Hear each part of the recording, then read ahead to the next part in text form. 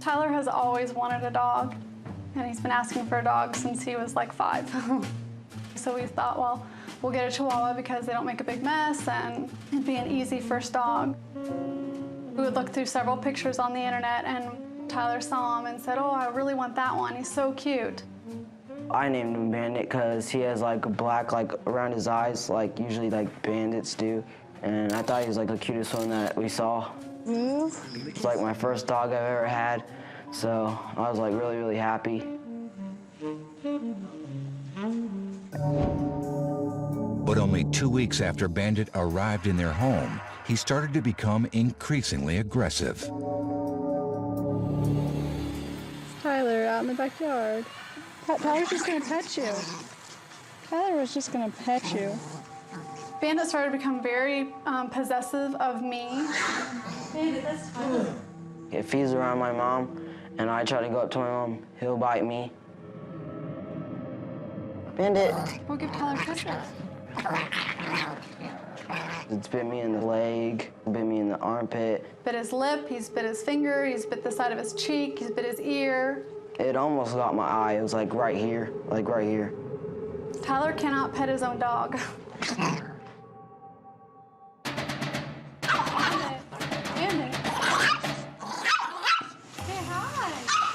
He attacks my mother-in-law, my sister.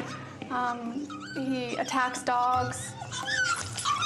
It's hard to take him out in public anymore. I can't even take him to a park. Bandit has scared grown men in their 40s. Say hi, guys.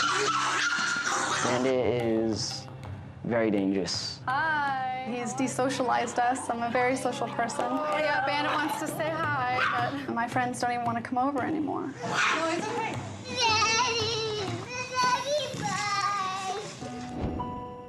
Like I told my mom, like I didn't want him anymore. Well, say hi, give Tyler kisses. Good boy. I love Bandit a lot, just that he's mean. The only thing that my son has really learned from this dog is how not to trust dogs. He's learned bitterness and anger and jealousy, and it's really sad.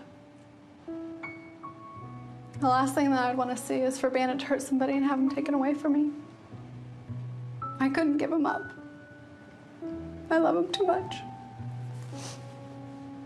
I love Bandit with all my heart.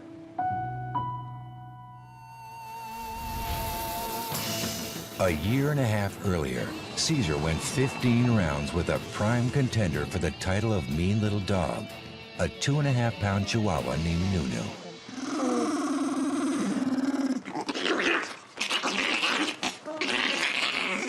This is part of the dominance. If I back away right now, he wins. Will Bandit make Nunu look like a featherweight?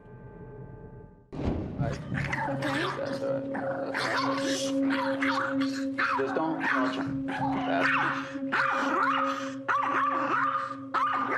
From the moment that I approached, I saw the charging mind behind Bandit.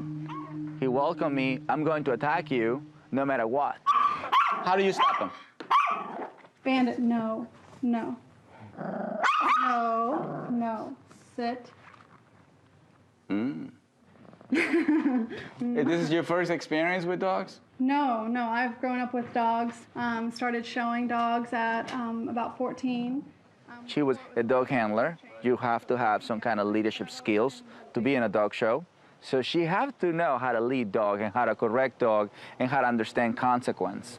But what is funny to me is that you have all this knowledge. I don't think that I ever had a dog that acted this bad that I had to deal with this. And so why you took the challenge? Because I wanted to get my son a dog. Okay. Also, this is your gift? This is his dog. He bites me like. Try and pet him. Hi, Bandit. And so what do you do there?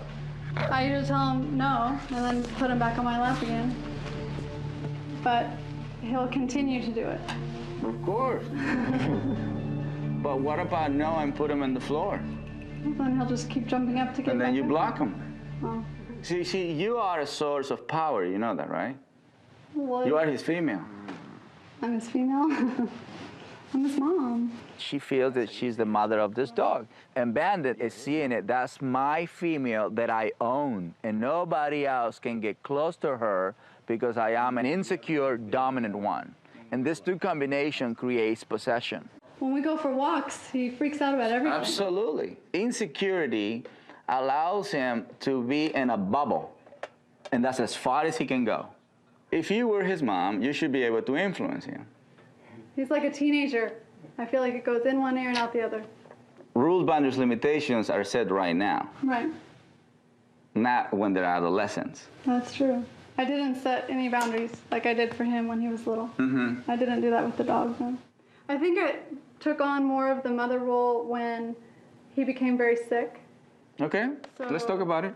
When I purchased him, I thought I was getting a show quality dog. And about 2 weeks after his first visit with the vet, he started to lose a lot of hair, like huge clumps. And they said that he had Demodex mange, and they said that it was a hereditary disease. And kind of a long story short, he ended up coming from a puppy mill where he actually didn't have any human contact until he came to us. And through that, I just started mothering him, and he became more close to me. And in a sense, I feel sorry for him on a regular basis. But do you believe that he feels helpless?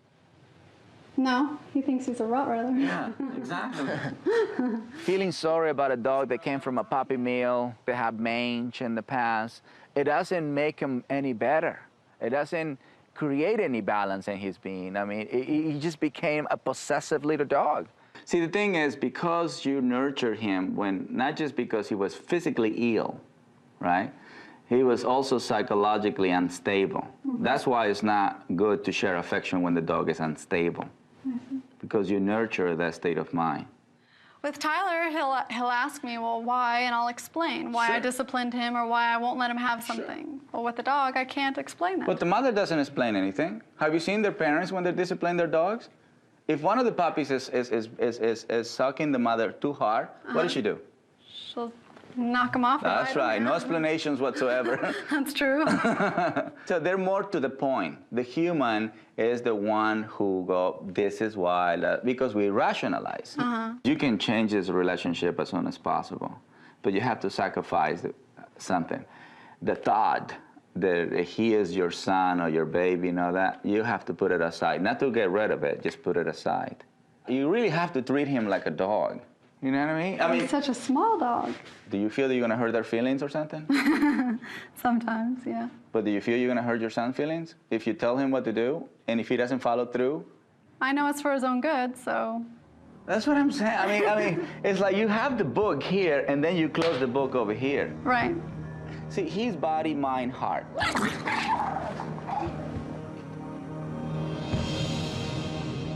Consciously, unconsciously, Lori was favoring Bandit.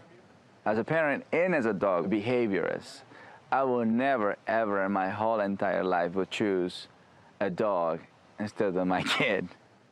When he was real little, I mean, when we brought him home, he was like this big. And when he would show aggression, it was cute. That's how you saw it. That's all right. Don't get off its time. He's gonna back away. There we go. Okay, give me that space. He's gonna. That's all right. Oh. No, He's biting. I have to touch. I'm not kicking. I'm just touch. But he yelped. Who? The dog. Well, do you want me to yelp? So it's equal? Okay. Well, I mean, you're. So you're saying that it's fair for him to touch us, but it's not fair for us to touch him? No, but I guess you can move away. If I move away and then he becomes powerful? Now he doesn't know what to do. Well, that's good. You don't like that, don't you? No. Okay, so it's not gonna work. All right. It's not gonna work. It's not gonna work. This is a case that it's not gonna work because the owner doesn't want to allow what you normally do with your kids. I was very shocked with myself because the feeling of me getting up and just saying it's not gonna work, I never felt that way before. I took it a little personal because I saw that she wasn't doing anything when the dog was biting her son. She wasn't being the mom. She wasn't protecting Tyler. She was protecting Bandit. I'm kind of concerned that you are overprotecting this dog. And when I apply discipline right now, you almost cry. Yeah. The vet keeps telling me don't ever put him up on anything because if he jumps down and he jumps down wrong, he breaks a leg and I can't fix such a small leg and then I'll have to put him down. I'm afraid. She was honest about it when she said, I'm afraid to discipline Bandit and hurt him physically. I can teach her how to discipline him without hurting the body, but we have to influence the mind. Remember when I said you have to sacrifice something? Yeah. You have to give that up. Okay. I'll give it up. Oh, really did? I really want to. All right, because I really bring him want over him to here be. All right. Remember, you gave it up. I gave it up. That's right. Good. That's right. No, So don't, sit there. That's right. Sit. Don't let him climb. Sit. So he's another child to raise. Well, since you want to see it that way, that would be great. I mean, you're doing such a great job with your sons. You have to agree with what you're doing. Otherwise, it won't work. Mm-hmm. Right? So put him in your lap now. Okay. Lori have to go into a state of mind like she's in the office. She's the pack leader. Just the same state of mind she is with her kids. In order for us to be successful creating different behavior, at least for her to see that it's possible. Right. So you want me yes, to? Okay. Yes, I want. No. That's right. Now, I want you to use two fingers on the neck. Two fingers, firm, okay? Firm. Okay. So if he goes into that state, there we go. No. No. Not holding back, it's just a touch. Just touch, okay. Yeah. If you hold him back, it creates this, Okay. okay? All right. But if you just touch, it snaps him out of it. Okay. So that's the difference. So I'm just getting his attention. See, now he's backing away. That's right. No. No. There we go. There we go. And go back to the office. Come on, you gotta do the exercise. Come on. There we go. That's right. No. No. Good, that's better. Do not caress him yet. Very good, that's good. Even if he moves away, that's good. Okay. You're not agreeing with the behavior. That's all you're saying. Don't feel bad about it. This is not an emotional thing. No. He's not. It's fine. He's concerned about something else. Yeah. But we are accomplishing what we want. Bring it back, right here. Put it right back. There you go. Come on. He won't even look at you. That's right. Well, that's part of the avoidance. He's ignoring you. Yeah, that's right. Don't let him fly. That's right. You have to learn to surrender. That's right. No. Sit. That's right. Sit. No. Sit. That's right. No. Sit. Good. Very good. That's submission. This is totally amazing to me. Next, it's Tyler's turn to take control of Bandit. Now, it's two guys, right? One is brand new, and the other one you already been here before. But we are now here. So instead they are using the hating, I hate this dog because he's so vicious. Just stand on your grounds. So you're using different energy now. See that energy that you waste by hating? Now you're using it by controlling. There you go. That's it. See, that's submission. Yeah. 30 minutes, 1 hour doesn't get rid of a year. Right. But what I want you to see is that it's a possibility for this dog to go back to normal. Shh. No. No. It's not powerful at all. Okay. It's not powerful at all. No.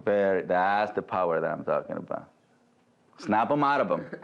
That's it. That's all that happened to him right now. It's like, ooh, what happened? What happened? You did that? No. No. Good job. Stay right there. Stay there. See, so he's gonna put up a fight. You know what I mean? He's gonna try it. And if we don't back away, this is what happened. Look. He mentally becomes weak. Since Bandit shows aggression towards other dogs, Cesar brings in 3 balanced members of his pack, Coco, Daddy, and Luigi, to assist with Bandit's rehabilitation. And as you see, the influence that they have over your dog is a very calming experience.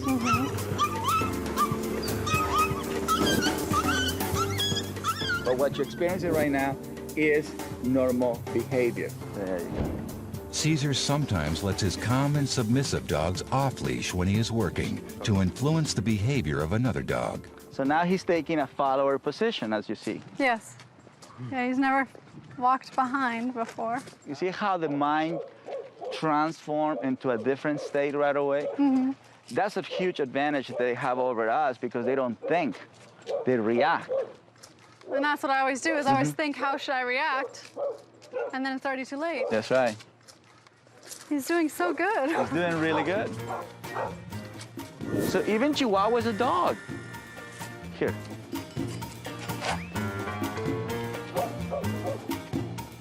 This is not good. This is good. All right. See how you hold the leash and you went to that? And you hold in your stomach like that? All that, he's getting it. He's reading, he's feeling. Feeling all of it. All I'm that. not relaxed. And he's not being compassionate to you because you're being tense and he goes, macho.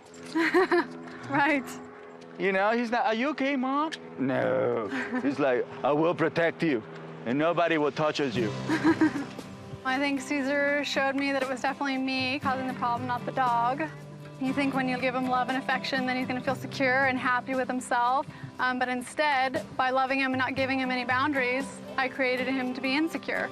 Do exercise, walking with a dog, and then you take over and discipline just like the way you have been with your kids. That's it. That's pretty much it. I know it sounds simple because it is simple. Right. This is the beginning. I have great hope for Bandit. There's a lot of leadership in this family. So all the elements are here. We just have to put it on practice. It's like a huge weight off my shoulders because now I know that there is hope. I saw that it worked, so now I feel like I have empowerment. He's not going to bite somebody anymore because I'm not going to let him. My man, thank you so much for the Thank opportunity. you. I appreciate it very much. I do feel like I have a dog now, that he's changed and that he's lovable. It's going to be great now. And thank you for training my dog. You're welcome. Well, I didn't train your dog, I trained your mom. If Lori followed my instructions based on her own life experiences, I appreciate it very much. Thank you. Tyler will have the dog he always wanted.